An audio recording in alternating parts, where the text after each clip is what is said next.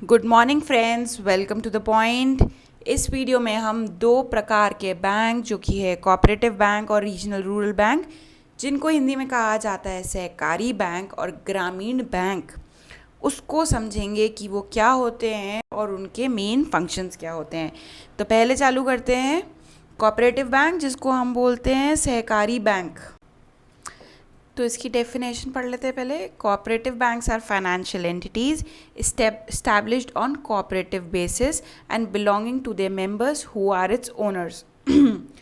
They are registered under States Cooperative Societies Act and are also regulated by Reserve Bank of India. तो friends, अब देखते हैं कि cooperative bank का concept क्या होता है। मान लीजिए कि मैं हूँ और मेरे साथ 50 लोग और हैं जो एक ही बिजनेस में हैं, या हम 50 लोग मान लीजिए हैं, ठीक है, और एक दूसरे को जानते हैं। हम 50 लोगों ने मिलके डिसाइड किया कि हम आपस में एक बैंक बनाते हैं जिसको हम कोऑपरेटिव बैंक बोलेंगे। उसको जाके कहाँ रजिस्टर कराया? बैंक खोलना तो रजिस्टर तो कराना पड़ेगा ना। तो जो स्टेट कोऑपरेटिव सोसाइटी, जो स्टेट रजिस्ट्रार होता है, उसके पास गए, वहाँ रजिस्ट्रेशन कराया और एक बैंक खोल दिया। और अब हम आपस में ये डिसाइड करेंगे कि इस बैंक में जितने भी पैसे हम सब ने मिल के पूल या इकट्ठे करे हैं आपस में, वो हम आपस में एक दूसरे की सहायता के लिए ही देंगे। ये आपके जो आम बैंक, जिनको शेड्यूल कमर्शियल बैंक होता है, जैसे कि एचडीएफसी हो गया, पीएनबी हो गया, यहाँ पे तो कोई भी जाके लोन ले सकता है या डेबिट कार्ड, क्रेडिट कार्ड की फैसिलिटी ले सकता है। लेकिन कोऑपरेटिव बैंक में ऐसा नहीं होता है। कोऑपरेटिव बैंक में जो लोग इसको मिलके बनाते हैं, जो मतलब इसके ओनर्स होते हैं, वही इसके मेंबर्स भी होते हैं। Owners is equal to members, ठीक है। अब इसको कौन गवर्न करता है? कौन सी रेगुलेशन के अंडर इसको गवर्न किया जाता है? Banking regulations act 1949 and banking law cooperative society act 1955। एक बात जो आपको याद रखनी है, ये डुअल रेगुलेशन में होते हैं। फर्स्ट स्टेट रजिस्ट्रार और दूसरा रिजर्व बैंक ऑफ इंडिया, ठीक है।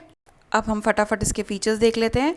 फर्स्ट फीचर है customer own entities. Cooperative bank members are both customer and owner of the bank. जैसे मैंने आपको बताया था कि हम सब ने मिलकर डिसाइड किया कि अब हम बैंक खोलेंगे, और हम ही जिन्होंने मिलके खोला है वो ही इसके बैंकिंग फैसिलिटीज़ का फ़ायदा उठा सकते हैं या लाभ ले सकते हैं। Democratic member control. Cooperative banks are owned and controlled by the members who democratically elect a board of directors. Members usually have equal voting rights according to the cooperative principle of one person one vote. इसमें क्या होता है, जो आपस में जो members थे जिन्होंने कैपिटल कंट्रीब्यूशन किया था, जो इसके ओनर्स भी हैं, वही सब मिलजुल के आपसी सहमति से इसके डायरेक्टर्स को अपॉइंट करते हैं और वो डिसीजंस लेते हैं। हर मेंबर के पास एक वोटिंग राइट होता है, which means that everyone has equal voting rights. Profit allocation. अब बैंक है, वो ऑपरेशन कर रहा है, कुछ तो उसको थोड़ा बहुत प्रॉफिट होगा।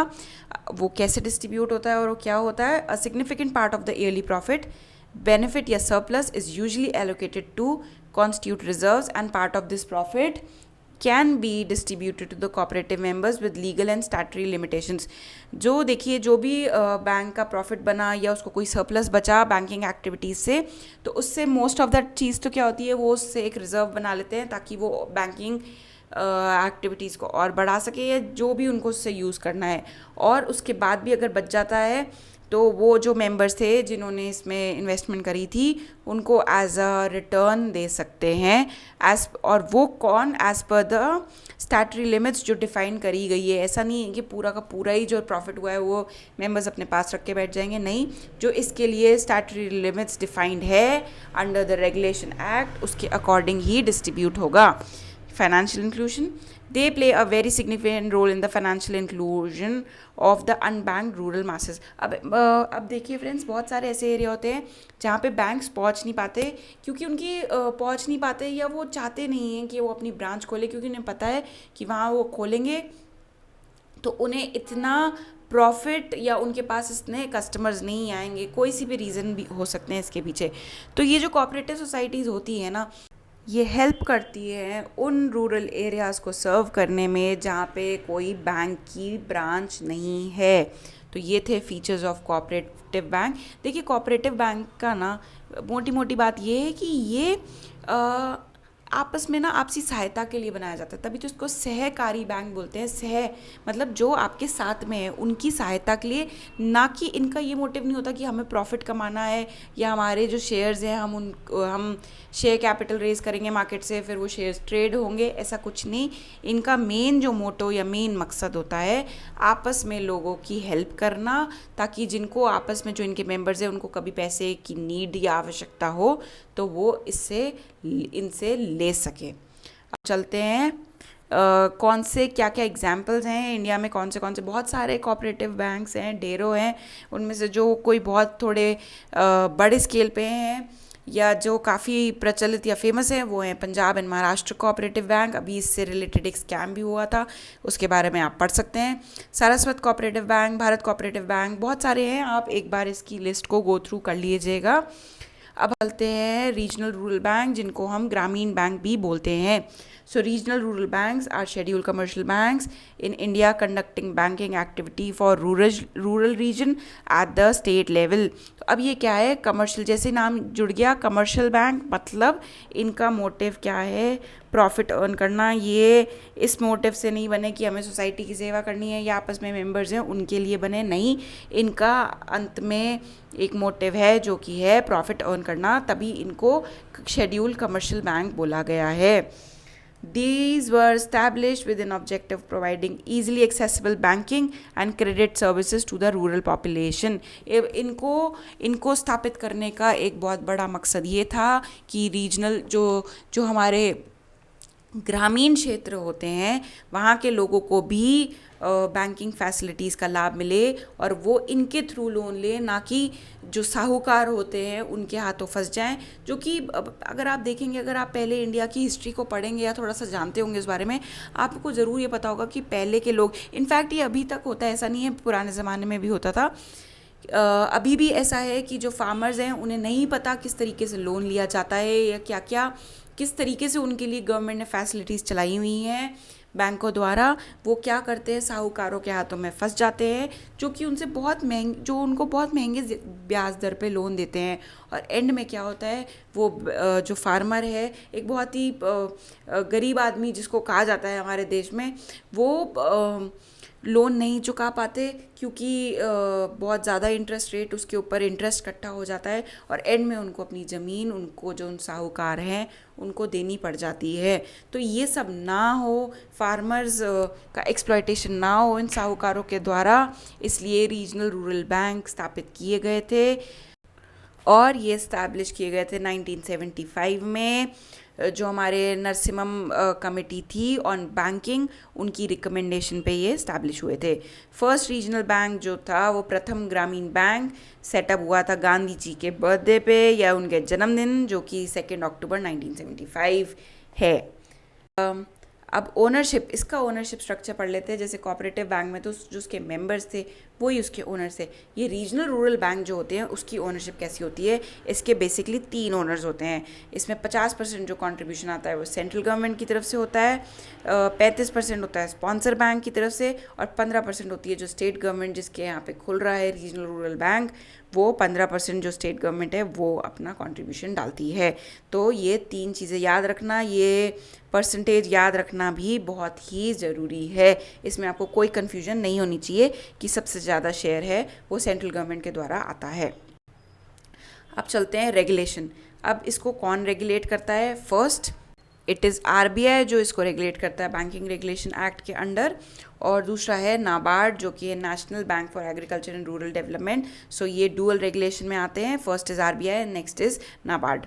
नेक्स्ट अब इसके फंक्शंस क्या हैं? ये भी और बैंकों की तरह जैसे HDFC, PNB, SBI ये लोग डिपॉजिट्स एक्सेप्ट करते हैं, तो रीजनल रूरल बैंक भी ग्रामीण क्षेत्र में फार्मर्स या और जो भी चाहते हैं वहाँ पे डिपॉजिट खुलाना, वो अपना जाके डिपॉजिट अकाउंट खोल सकते हैं, ये लोन देते हैं।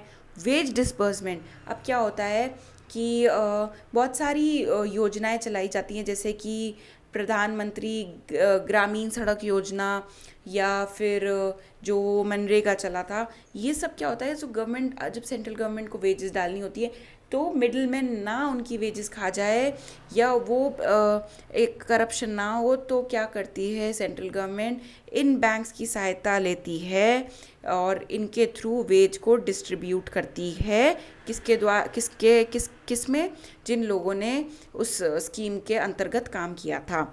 इसके कुछ सेकेंडरी फंक्शंस भी होते हैं, जैसे कि मनी ट्रांसफ़र करने में, फॉरेन एक्सचेंज, बिल पेमेंट, ये जो छोटी छोटी फैसिलिटीज़ होती हैं ये भी एक रीजनल रूरल बैंक प्रोवाइड करता है इसके कस्टमर्स को। अब जो एक बहुत इम्पॉर्टेंट पॉइंट है जो आपको सबको समझने की ज़रूरत है, वो ये है कि जो रीजनल रूरल बैंक होते हैं उनके ऊपर एक रेगुलेशन होती है। वो ये होती है कि जो ये आरआरबीज़ हैं, ये जितना भी लोन देंगे उसका 75% हिस्सा किसको जाना चाहिए, प्रायोरिटी सेक्टर लेंडिंग को। ये बहुत इम्पॉर्टेंट पॉइंट है, ये आप सबको याद रखना है कि मान लीजिए कोई एक रीजनल रूरल बैंक है, उसके पास 100 करोड़ रुपए हैं लोन में देने के लिए, तो उसमें से 75 करोड़ कहाँ जाएंगे, वो जाएंगे प्रायोरिटी सेक्टर लेंडिंग में। तो कुछ ऐसे सेक्टर गवर्नमेंट द्वारा बनाए गए हैं जिन्हें प्रायोरिटी सेक्टर बोला गया है, और उन्हीं सेक्टर की वो जो लिस्ट बनी हुई है, ये 75 करोड़ उन्हीं सेक्टर्स को दिए जाएंगे, और जो बाकी 25 करोड़ बचे वो रीजनल रूरल बैंक के ऊपर है, वो किसी को भी दे सकती है। बट ये 75% की जो सीलिंग लिमिट है वो सिर्फ और सिर्फ प्रायोरिटी सेक्टर लेंडिंग में जाने चाहिए हैं। अब हम फटाफट देख लेते हैं कुछ एग्जाम्पल रीजनल रूरल बैंक के। एक हो गया आपका ये पंजाब ग्रामीण बैंक, और उड़ीसा का एक हो गया उड़ीसा ग्राम्य bank, Arunachal Pradesh rural bank. हर स्टेट के मोस्टली यूजली हर स्टेट में एक रूरल बैंक होता है, तभी तो स्टेट गवर्नमेंट का भी अगर आपने देखा हो तो कंट्रीब्यूशन होता है, क्योंकि हर स्टेट गवर्नमेंट चाहेगी ना कि उसके जो फार्मर्स हैं, जो ग्रामीण लोग हैं, उनको भी फ़ायदा हो। तो अब आपको क्लियर हो गया होगा कि इन दोनों बैंक्स का क्या फ़ायदा है और वो किस तरीके से हमारे फाइनेंशियल इंक्लूजन में हेल्प करती है। जो कोऑपरेटिव बैंक्स है वो अनबैंक्ड रूरल एरियाज़ में होती है, ताकि जो जहाँ पे बैंक्स नहीं पहुँच पा रहे हैं, वो इच्छुक नहीं है अपनी ब्रांच खोलने के, तो वहाँ पे वो कोऑपरेटिव बैंक्स हेल्प करती है। और रीजनल रूरल बैंक का क्या मेन फोकस है, एक तो प्रायोरिटी सेक्टर लेंडिंग, और ऑल्सो जो हमारे फार्मर्स हैं जिनको बहुत महंगे ब्याज दर पे लोन मिलता है, वो वहाँ से लोन ना लें और इनके थ्रू लोन लें और एक्सप्लॉयटेशन से बचें। So my friends, this is all for the today's video. Keep revising, stay tuned, thank you so much.